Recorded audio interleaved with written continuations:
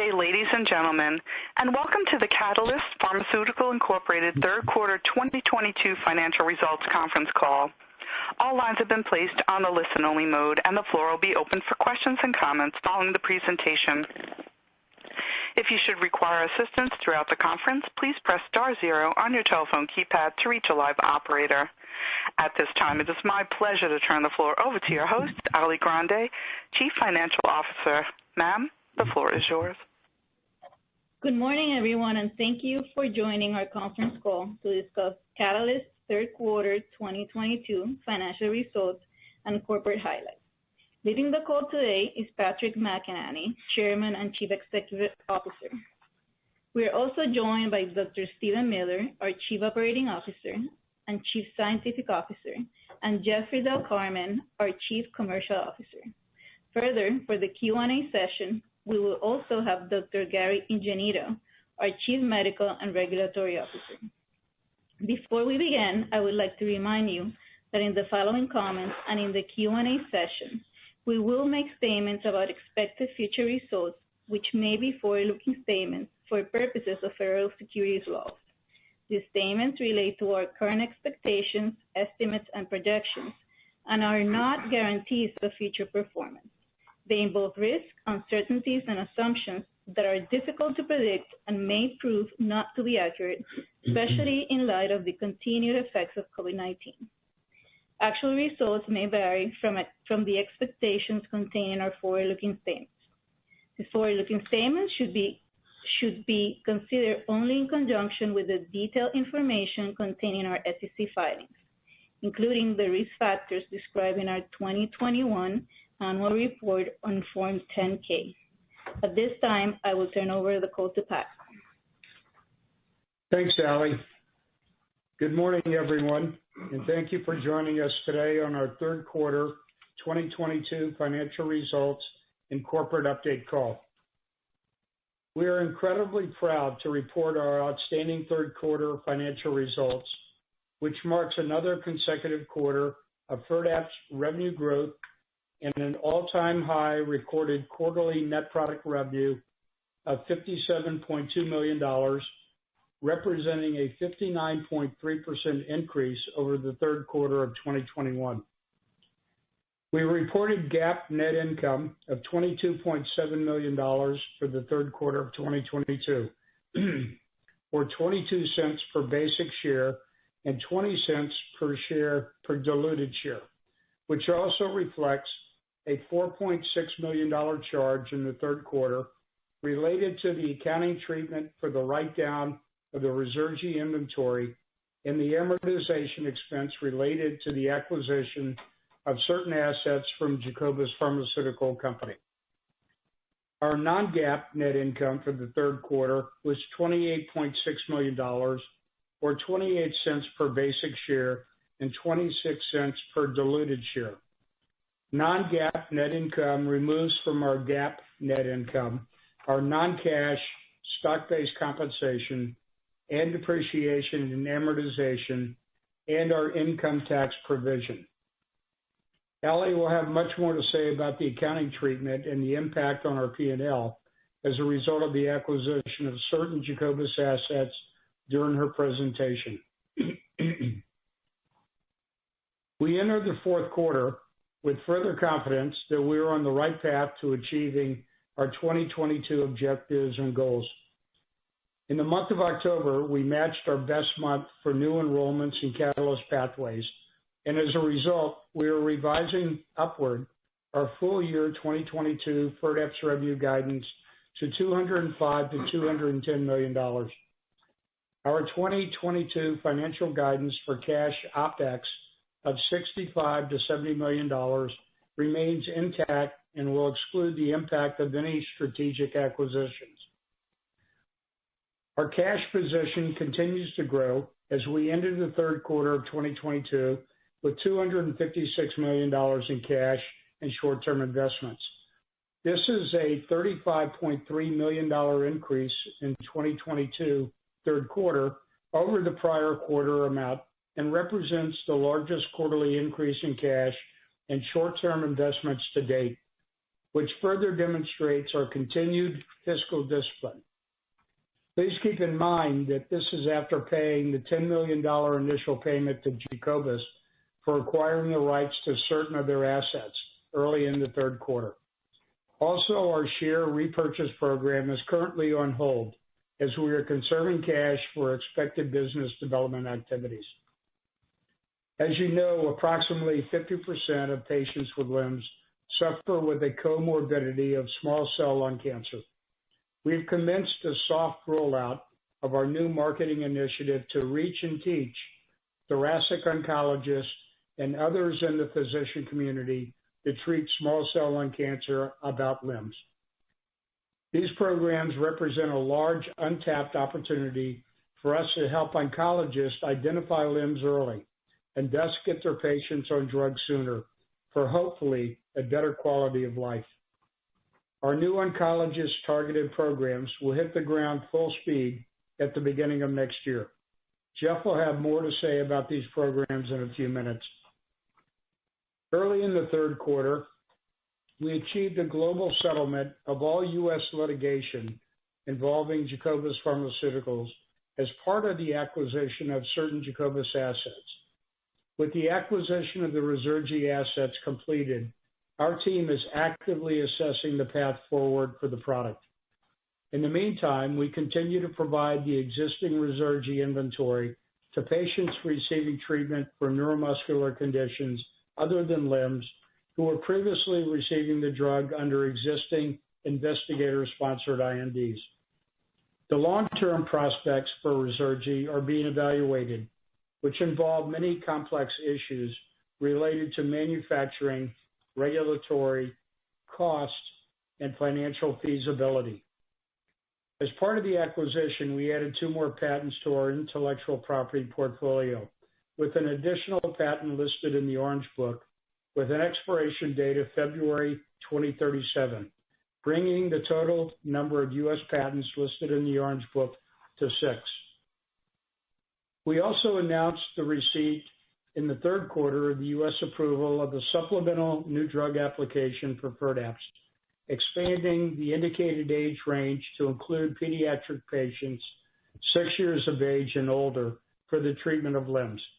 While this patient population is estimated to be less than 30 pediatric patients in the U.S., this milestone demonstrates our continued commitment to the LIMS patient community that we serve. During the third quarter, we made significant strides in our efforts to identify acquisition opportunities towards building a diversified, patient-centric portfolio aligned with our overarching growth strategy.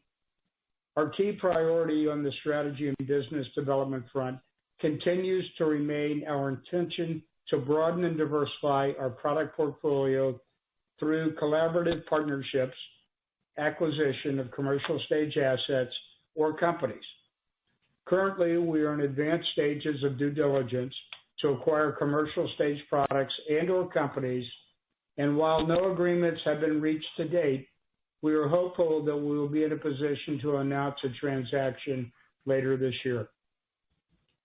We recently advanced our environmental, social, and governance, or ESG, initiatives with the launch of the comprehensive assessment of key ESG topics to identify appreciable targets for our sustainability activities.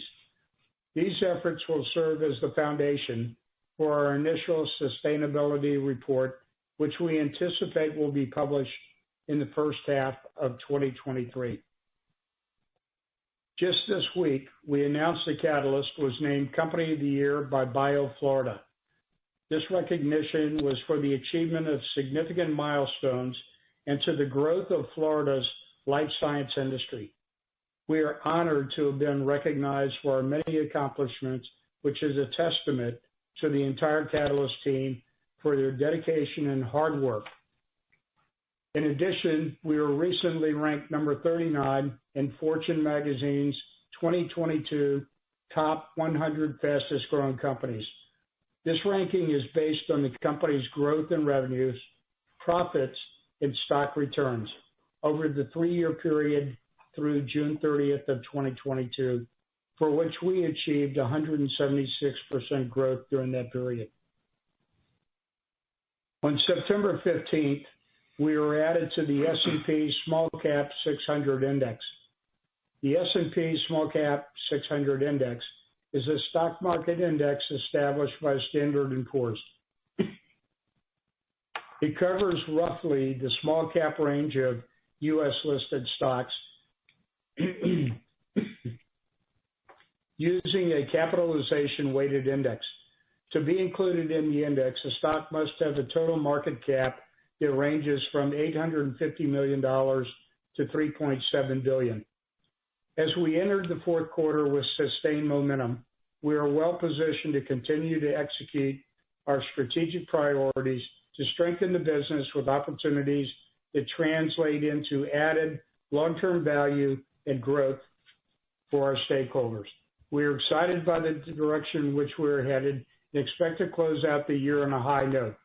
I'd like to thank all of our valued Catalyst team members, as well as the LEMS patients and physician community that we serve.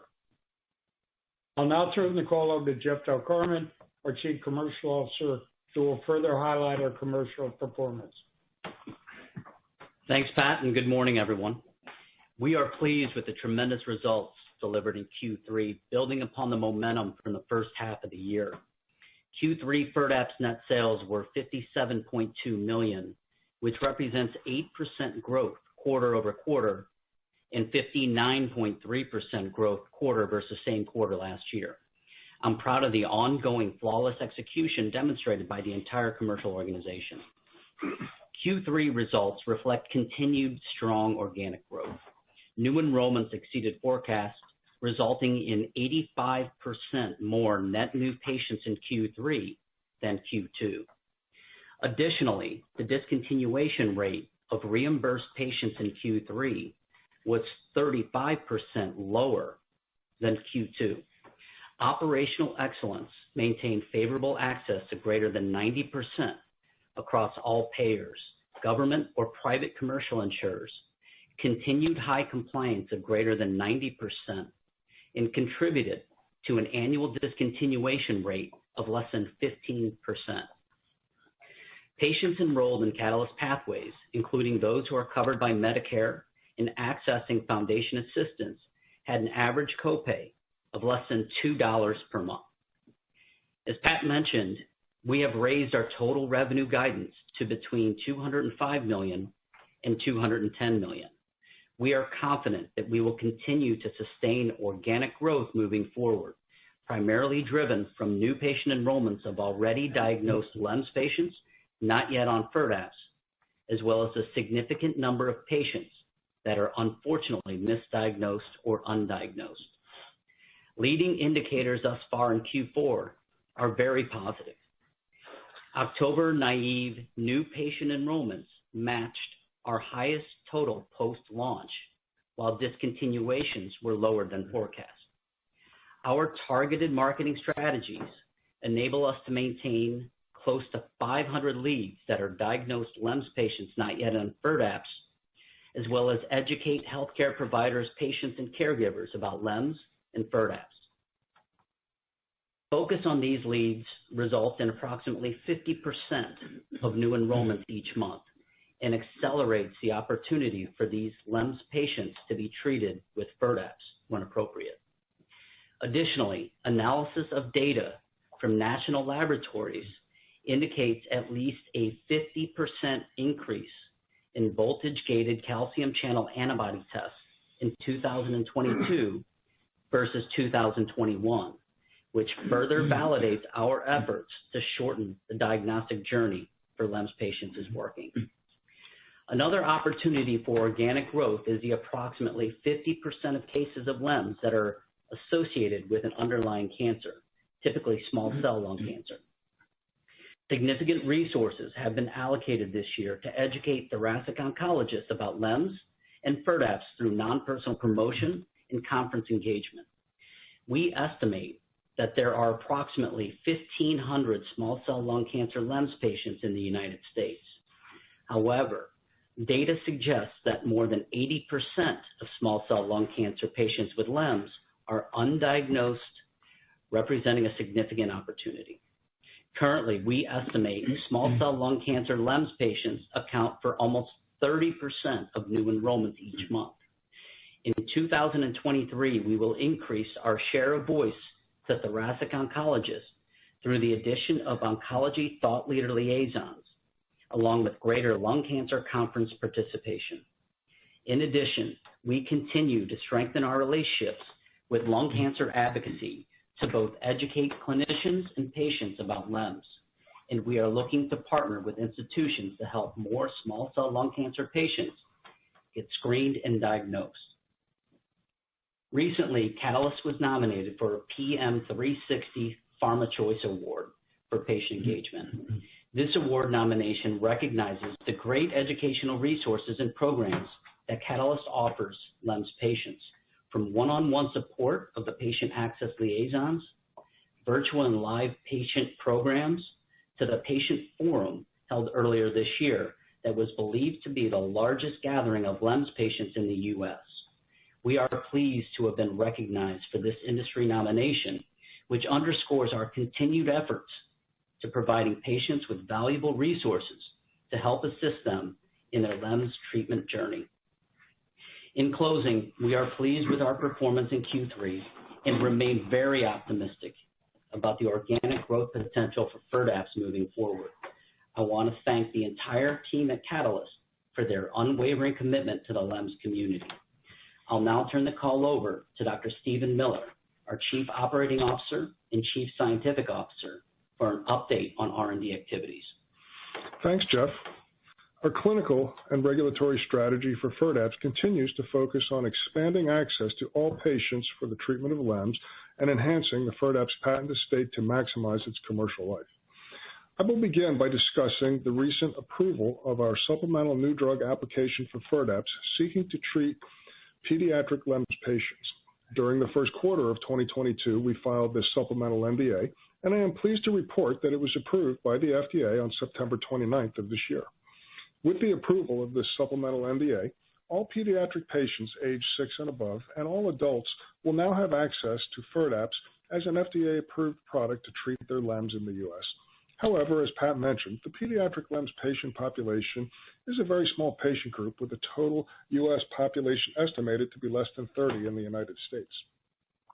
Next, in July of this year, we acquired 2 new patents from Jacobus Pharmaceutical that further bolster our intellectual property portfolio for FIRDAPSE, potentially extending our IP out to 2037. One of those patents has been listed in the FDA's Orange Book with an expiration date of February 25th, 2037, which brings the total number of Orange Book listed patents to 6. The other patent is enforceable but not eligible for listing. As part of our acquisition of assets from Jacobus, we settled our patent litigation against Jacobus. In our review, this settlement demonstrates the robustness of our FIRDAPSE intellectual property estate, reinforces its exclusivity, and gives us further confidence in the commercial durability of FIRDAPSE. Additionally, as part of our ongoing IP portfolio management initiatives, we worked with the U.S. Patent and Trademark Office to amend the expiration date of one of Catalyst's Orange Book listed patents from April 7th, 2034 to May 26th, 2034 for an additional 6 weeks of exclusivity. As part of our acquisition of assets from Jacobus, we acquired a license for Ruzurgi in the United States and Mexico. This acquisition aligns with our strategic goal to serve all LEMS patients. We are continuing to supply amifampridine tablets to existing IND holders that had access to amifampridine tablets at the time of the settlement. These IND holders are treating about 100 patients with neuromuscular conditions other than LEMS, predominantly congenital myasthenic syndromes, or CMS, for which FIRDAPSE is not currently approved.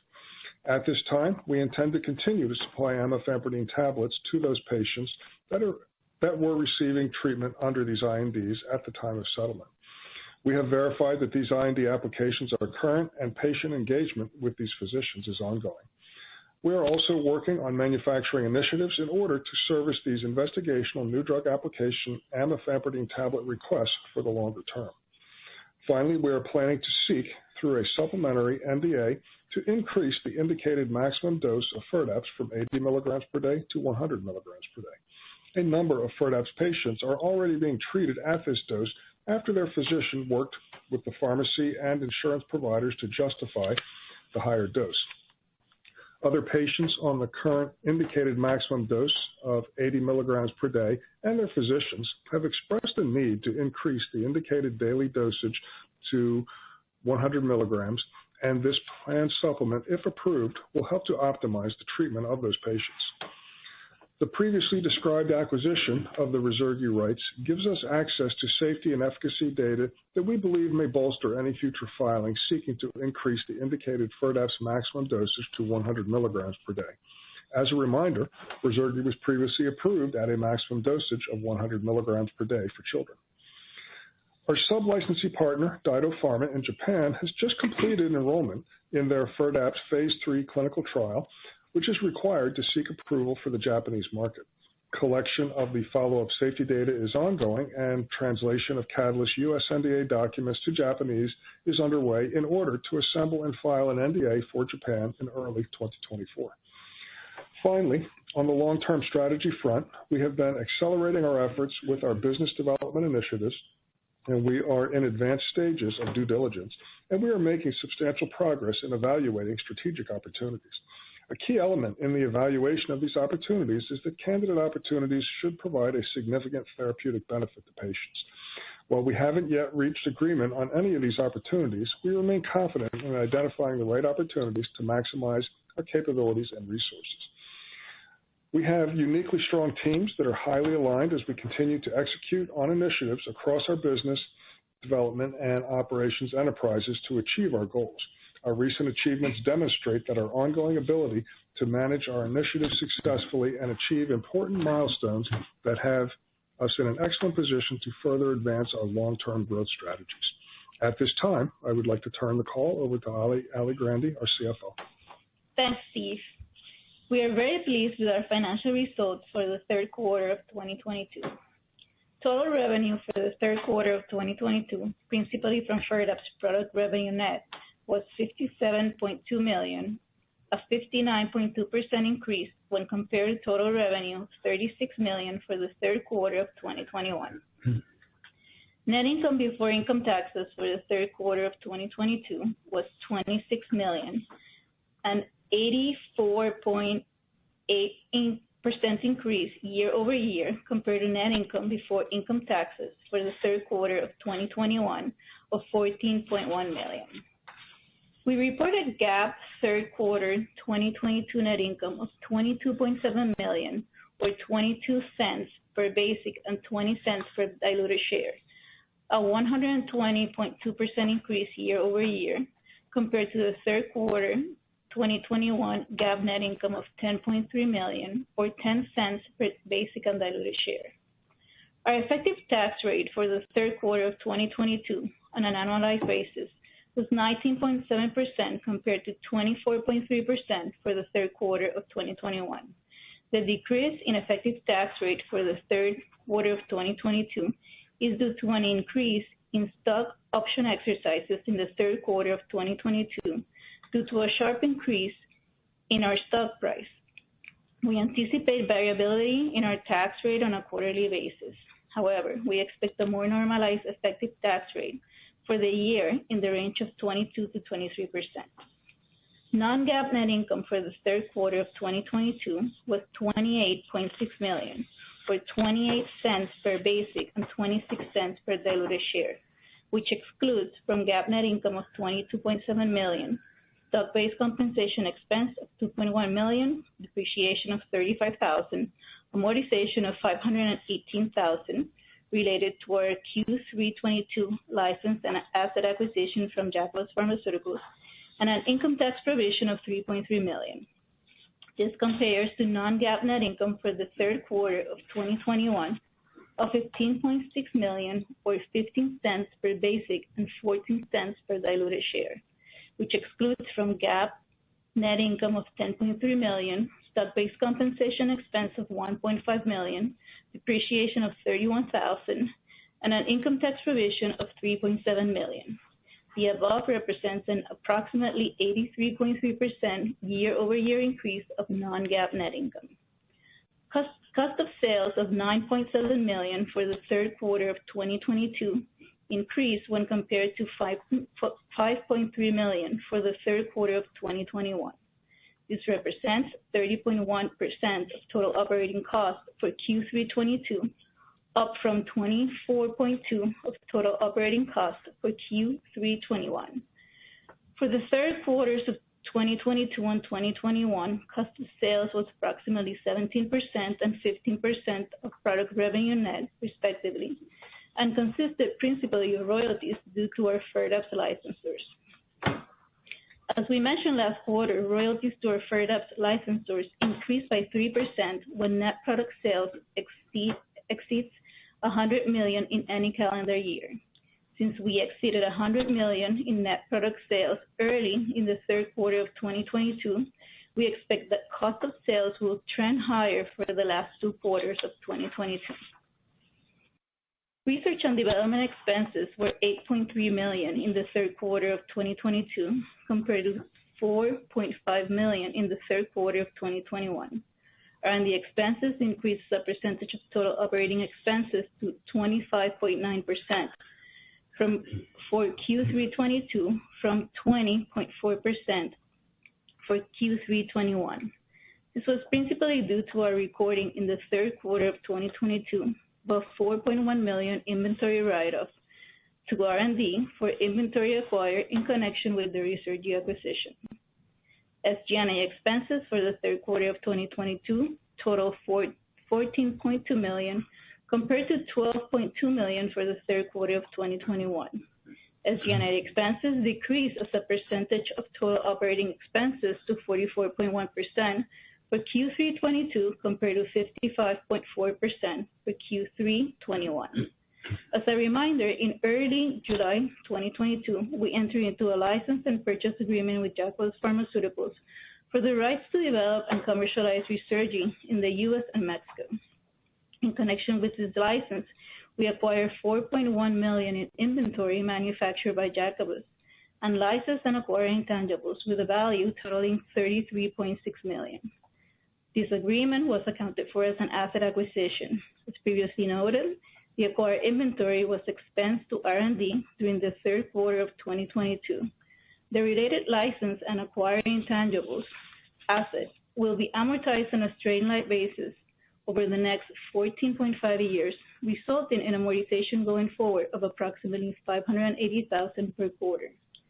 During July 2022, we paid Jacobus $10 million at closing in connection with the license and asset acquisition, and will pay $10 million on the second and third anniversary of the closing. In addition, we will pay a small single-digit royalty on amifampridine product sales in the U.S., as defined in the agreement, with certain annual minimums until the related patents expire, which may be reduced or eliminated under certain circumstances. More detailed information and analysis of our Q3 '22 financial performance may be found in our quarterly report on Form 10-Q, which was filed with the Securities and Exchange Commission yesterday, November 9th, and can be found on the Investor Relations page of our website at www.catalystpharma.com. As reported, we ended the quarter with cash and investments of $256.1 million, which we believe will enable us to advance our R&D programs and support our strategic growth initiatives to diversify our product portfolio. And with that, I will turn the call over to Pat. Thanks, Allie. In closing our prepared remarks, I'd like to say that the Catalyst team delivered a tremendous third quarter performance, once again attaining many operational and financial milestones, reflecting our business's strength in the successful execution of our strategy. I'm proud of how Catalyst teams are performing and the positive impact that we're having on patients' lives, which is fueled by our dedicated employees who have a shared commitment to the patient community that we serve. With our strong year-to-date performance and our positive outlook for the fourth quarter, we are well positioned to achieve our near and long-term goals and deliver value to our stakeholders. Operator, we'd now like to open the call for questions. Thank you. The floor is now open for questions. If you do have a question, please press star 1 on your telephone keypad at this time. If your question has been answered, you can remove yourself from the queue by pressing 1. Again, ladies and gentlemen, it's star 1. And our first question comes from Joon Lee from Truist. Go ahead, June. Yes, good morning. This is Les on for June. Thank you for taking my questions, and congrats on the progress. I have just a few questions from me here. So first, on the, can you comment on how many patients are currently on FIRDAPSE to date, and how many of those are small cell lung cancer patients? Good morning, Les. Thanks for the question. I'll turn that over to Jeff Del Carmen. Yeah, thanks for the question. We haven't provided patient numbers, historically.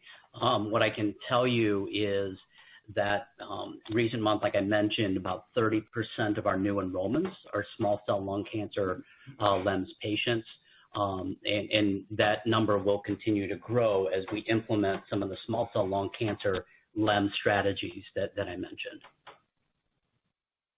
Okay, got it. Well, so to build up on that, can you kind of, I guess, expand on how you are targeting this population? And I appreciate the comments you made earlier, but starting next year and throughout, as we progress throughout the year, how many of these 1,500 small cell lung cancer patients could you potentially target and get on drug over the course of the year? It's hard to say as far as, what we expect, but we expect to, move up that number from 30% that we're seeing currently to about 35 to 40% in 2023. So that's the type of growth that we're expecting next year.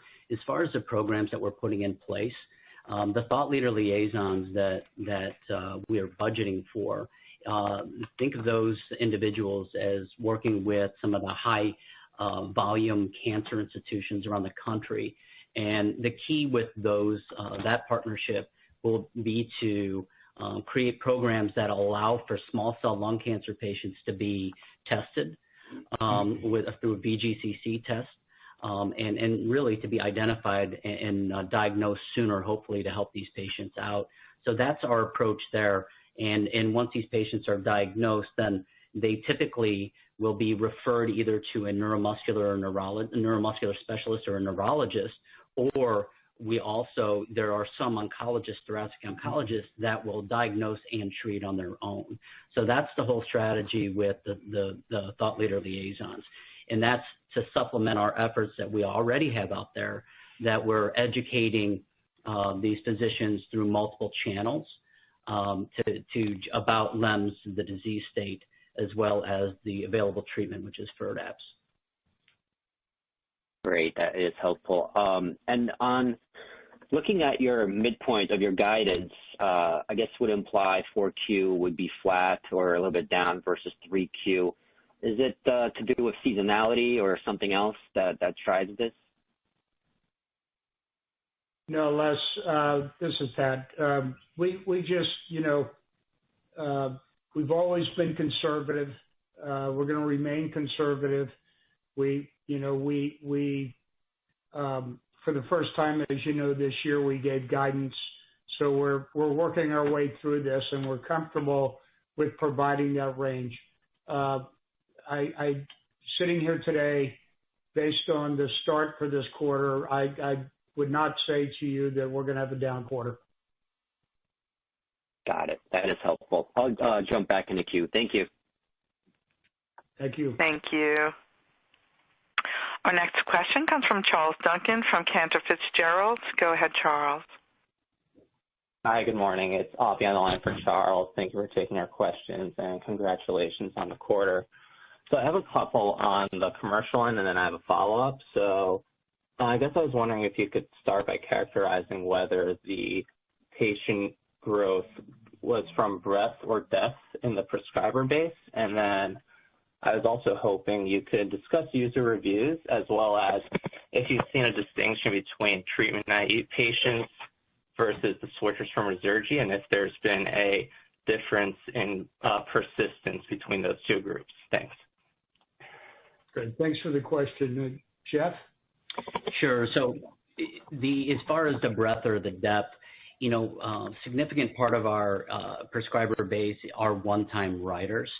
About 75% of our writers are, again, only have one patient, and that's truly indicative of a therapeutic area that there's not a center of excellence that treats LEMS.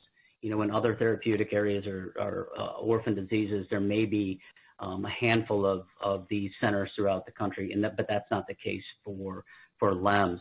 So we're seeing a broader and wider base of prescribers, and that is a potential in the future. Is that when we look at it, about 40% of our enrollments in Q3 were from neuromuscular specialists. Neuromuscular specialists will see a higher volume of potential LEMS patients. So we think in the future there's opportunity as physicians gain experience with prescribing FIRDAPSE and seeing LEMS patients and know what to look for, that hopefully they will look within their practice to identify additional LEMS patients that are appropriate for FIRDAPSE too. As far as the difference between the Ruzurgi patients that transitioned over to FIRDAPSE, we're not seeing any difference in persistence. These patients, the product works. The transition, these patients did not lapse in therapy when they were transitioned over, and we're not seeing any higher discontinuation rate for that subset of patients versus the patients that were always just on FIRDAPSE. Does that answer your questions?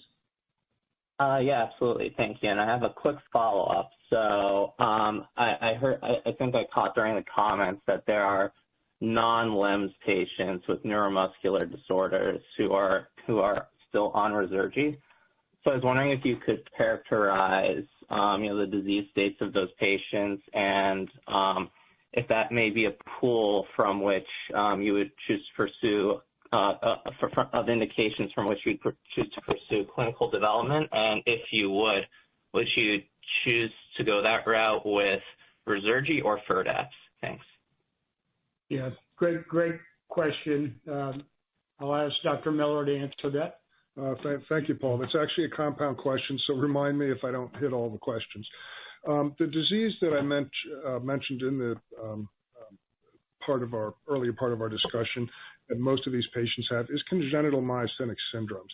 And it's about 100 patients that are currently being treated with Ruzurgi under investigator INDs.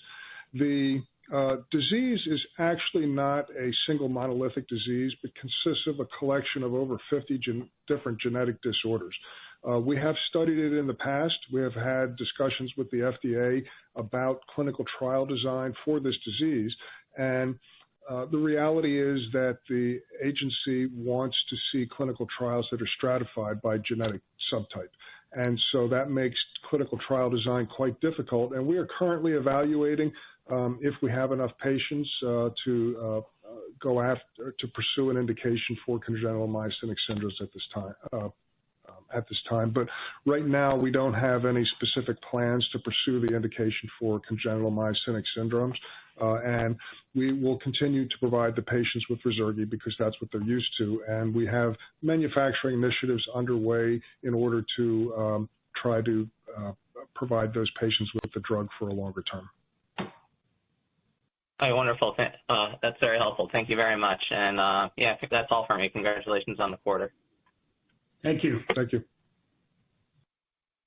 Thank you. And our next question comes from Scott Henry from Roth Capital. Go ahead, Scott. Thank you, and congratulations, Pat, and the whole team on such tremendous success you've had with FIRDAPSE. I did have a couple questions. I guess for Ali, first, did you pull out the $4 million for that Ruzurgi payment? I don't think you did. It looked a little bit like a one-time expense in the quarter. Yes, it will be a one-time expense in this quarter. It's related to the inventory that we expense related to our acquisition from Jacobus. And Scott, that was included in our GAAP net income. Yes, in our R&D caption. Yep. And I believe it was included in the non-GAAP too, correct? Correct. We did not exclude it from non-GAAP. Perfect. Thank you. And Ali, since I've got you there, interest income is starting to become a meaningful number. Approximately what rate do you get on that cash balance? Scott, the rates have moved up nicely, and of course, our investments are all very conservative, buying 90 days, for the most part, 90-day T-bills. And those rates earlier this year were 7 basis points. Today we're getting right around 3.5 to 4, depending on when you buy them. So significant increase in potential for larger investment income. Yeah, it's a good time to have a lot of cash. And then I guess just in a bigger picture question, I ask this question a lot on the calls, but how do you view the organic growth currently, particularly with the non-small cell lung cancer boost you're getting? Where would you kind of categorize that? Scott, I'll turn that over to Jeff again. Yeah, hi, Scott. Our organic growth, and we've demonstrated this over the last several years, is about 15 to 20% annually. And we are very confident that we will continue to sustain that organic growth. Okay. And then final question. You've got a strong patent position in place, multiple Orange Book listed patents. Just with regards to expectations, would you expect someone to challenge these? Should we be surprised if someone challenges, or I mean, I typically think of that as just part of the business cycle. Any thoughts on that?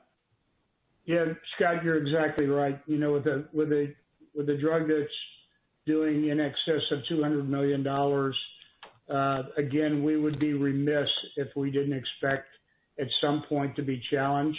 It's part of the business.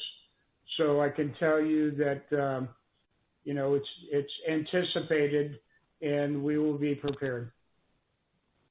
Okay, great. Thank you for taking the questions. Yep. And our next question comes from Joe Catanzaro from Piper Sandler. Go ahead. Hi, everyone. This is Albert on for Joe. And first off, congratulations on a really nice quarter. I was interested in your comments on there was a 50% increase in the calcium channel antibody test. I was just wondering if you could maybe provide a little more insight and maybe quantify how many of these tests were done. What I can tell you is just national laboratories that we partnered with, and that data is available. What we can say is when we looked at the raw number, and I don't have that raw number on me, but when we looked at it, the number was at least 50% greater in 2022 versus 2021. That data has been very hard to obtain just because of the pandemic, and it's 6 months delayed in getting that information. So what it signifies is that our efforts to get patients tested, understand what symptoms and how to test for LEMS, it's working. And that patients are now that were unable to get into these hospitals for diagnostic tests are now able to get in there. So that should also get more positive VGCC tests, and those patients will now be addressable, and we can now help these patients get on FIRDAPSE sooner. So that's what that number was really meant to signify. Okay, great, thanks. Maybe one more quick one. I was just wondering, is it a significant portion of patients that are kind of already pushing this maximum daily dosage of 80 milligrams a day? When we look at our patients, about 40% of our patients are at 80 milligrams or higher. So yeah, that's what we look at in our current patient base. Okay, great. That's very helpful. All right, thank you. Thank you. And that appears to be the last question at this time. I would now like to turn it back to Pat McEnany for any closing remarks. Thanks, everyone, for joining our call. We look forward to our next corporate update, and have a great day. Thank you. Thank you. This does conclude today's conference. We thank you for your participation. You may disconnect your lines at this time and have a wonderful day.